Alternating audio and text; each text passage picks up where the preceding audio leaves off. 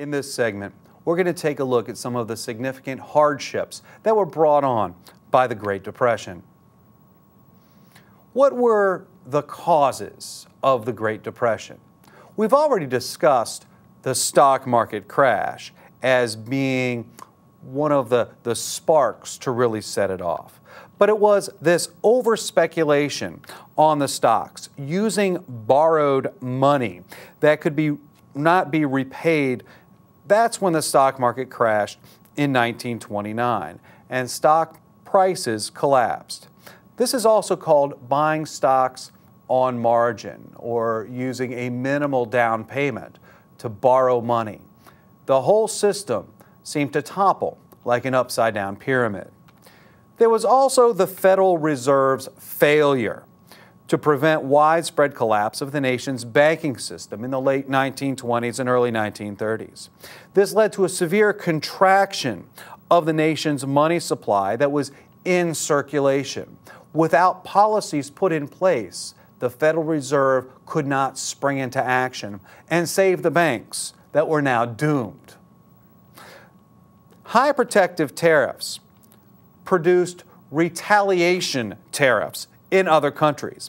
As the United States refused to buy foreign goods, they in turn refused to buy our goods. While we felt initially this would protect American business, the reality of all this was that it hurt American business as we lost overseas markets due to our tariffs.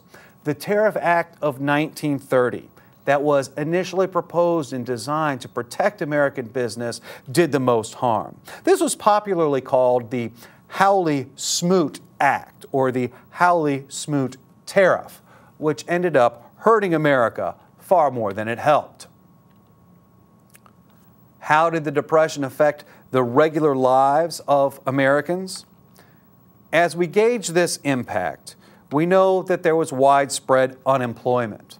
As many as 1 in 5, maybe even 1 in 4 American workers were out of work. There was a great deal of homelessness, a collapse of the banking system. Bank closings, of course, caused investors to lose all the money that they had deposited. There were no protections if you put money in a bank. The demand for goods went way down, and therefore people were left without jobs. People went hungry and were forced to stand in long bread lines. There was a growth in political unrest. Militancy or disgust and more of a violent attitude seemed to sweep across labor unions. There were farm foreclosures across the Midwest and the West. Migration occurred as people left their homes in search of jobs someplace else. And of course, farmers' problems were compounded by one of the worst natural disasters in America up to that time. The farmers of the Great Plains suffered from a devastating drought that was called the Dust Bowl.